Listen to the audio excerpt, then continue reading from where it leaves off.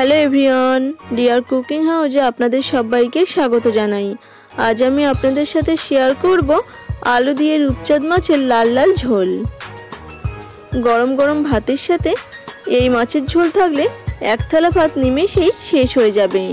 তাহলে আসুন দেরি না করে রেসিপিটা শুরু করা যাক। এখানে আমি 600 গ্রাম রূপচাঁদ মাছ নিয়ে খুব ভালো করে ধুয়ে পরিষ্কার করে নিয়েছি। এখন এই মাছে লবণ হলুদ মাখিয়ে নেব। দিয়ে দিলাম লবণ, দিচ্ছি হলুদ গুঁড়ো,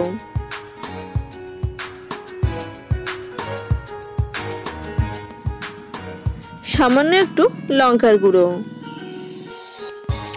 লবণ হলুদ আর লঙ্কার গুঁড়োটাকে মাছের গায়ে খুব ভালোভাবে মাখিয়ে নেব। মাছ ভাজার জন্য কড়াইতে দিয়ে দিচ্ছি সর্ষের তেল, আর এই তেলটাকে খুব ভালোভাবে গরম করে নিতে হবে, তাহলে মাছগুলো কড়াইয়ের নিচে লেগে যাওয়ার সম্ভাবনা থাকবে না। তেলটাকে খুব ভালোভাবে গরম করে নিয়েছি। এখন একে একে মাছগুলোকে দিয়ে দেব।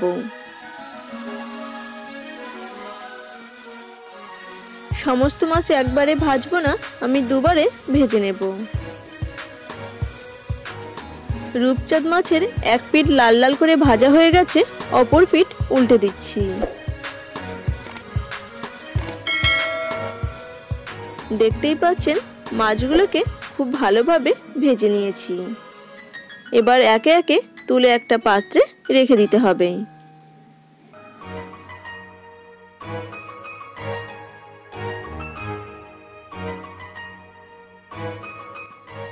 একইভাবে বাকি মাছগুলোকেও ভেজে নেব। এরপর ভেজে নিতে হবে আলু। আলুগুলোকে আমি এভাবে লম্বা লম্বা করে কেটে নিয়েছি। আলুর মধ্যে লবণ দিয়ে দিলাম আর দিচ্ছি হলুদ গুঁড়ো। লবণ আর হলুদটাকে আলুর সাথে মিশিয়ে নিয়ে ভেজে নেব।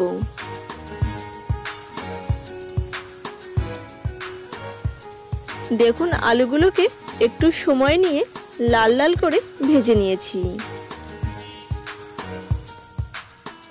এবার আলুগুলোকে তুলেও একটা পাত্রে রেখে দিতে হবে।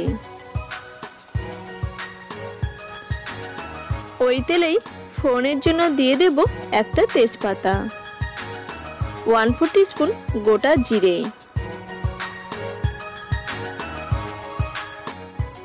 ফোড়নটাকে 10 সেকেন্ড মতন নাড়াচাড়া করে নিয়ে দিয়ে দিতে হবে পেঁয়াজ কুচি। পেঁয়াজটাকেও তেলের সাথে নাড়াচাড়া করে হালকা ব্রাউন করে ভেজে নেব।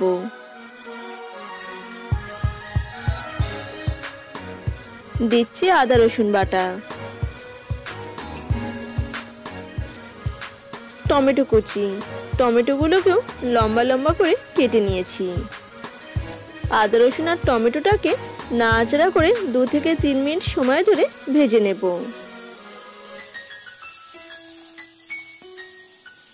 পেঁয়াজ আদা রসুন আর টমেটো খুব ভালোভাবে ভাজা হয়ে গেছে। এরপর মশলাগুলোকে অ্যাড করব। নিয়েছি জিরে গুঁড়ো, ধনে গুঁড়ো, লঙ্কার গুঁড়ো, হলুদ গুঁড়ো, গোলমরিচ গুঁড়ো আর মিট মশলা। প্লেটটা ধুয়ে সামান্য একটু জলও দিয়ে দিলাম। এবার মশলাগুলোকে একটু সময় নিয়ে খুব ভালোভাবে কষিয়ে নেব।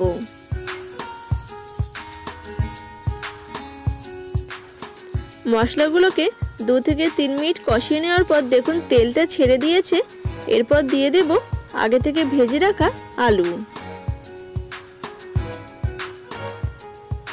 আলুগুলোকেও মশলার সাথে মিশিয়ে নিয়ে আরো কিছুক্ষণ কষিয়ে নিতে হবে। এই রূপচাঁদ মাছের ঝোলটা যত ভালো করে কষিয়ে কষিয়ে রান্না করবেন, এর স্বাদ কিন্তু ততই ভালো আসবে। দেখুন সবকিছুকে খুব ভালো মতন কষিয়ে নিয়েছি। এবার দিয়ে দেব জল। এই মাছের ঝোলটা খুব বেশি পাতলা হয় না, তাই জলের পরিমাণটা একটু কম করেই দিলাম। খুব ভালোভাবে নাড়াচাড়া করে মিশিয়ে নিচ্ছি। 1 চামচ লবণ দিয়ে দিলাম। নাড়াচাড়া করে মিশিয়ে নিয়ে 7 থেকে 8 মিনিটের জন্য ঢাকা দিয়ে দেব। 8 মিনিট পর ফিরে এলাম। দেখুন ঝোলটা টকবক করে ফুটছে আর আলুগুলো ভালো মতন সেদ্ধ হয়ে গেছে। এবার দিয়ে দিতে হবে একে একে ভেজে রাখা মাছগুলোকে।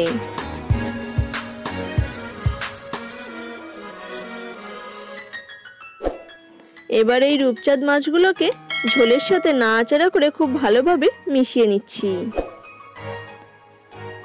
মাছগুলো দেওয়ার পর আরো 5 মিনিট সময় ধরে রান্না করে নেব। 5 মিনিট পর দিয়ে দেব 1/4 টিস্পুন শাহি গরম মশলা গুঁড়ো। গরম মশলাটাকে নাড়াচাড়া করে মিশিয়ে নিলেই রূপচাঁদ মাছের ঝোল একদম রেডি। এখন নামিয়ে পরিবেশন করে নেব। আমার ভিডিওটি ভালো লাগলে অবশ্যই লাইক, শেয়ার এবং সাবস্ক্রাইব করবেন।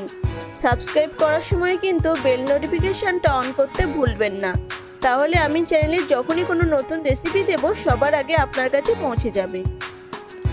আলু দিয়ে এই রূপচাঁদ মাছের ঝোল খেতে ভীষণ টেস্টি হয়। আপনারা বাড়িতে এইভাবে অবশ্যই একবার ট্রাই করবেন এবং কেমন হলো তা কমেন্টের মাধ্যমে জানাতে ভুলবেন না।